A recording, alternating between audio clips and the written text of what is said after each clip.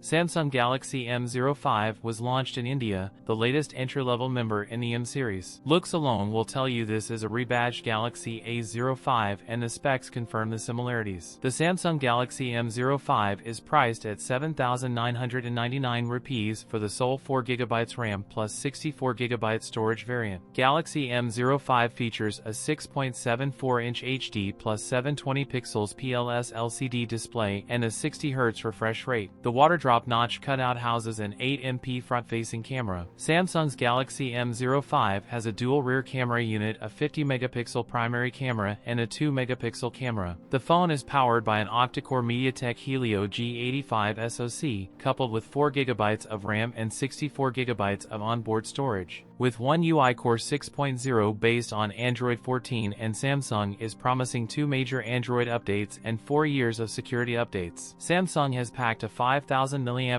battery on the Galaxy M05 with support for 25W fast charging. It weighs 195 grams. That's it for today's video. If you enjoyed it, don't forget to like, comment, and subscribe for more content. Thanks for watching, and I'll see you in the next one.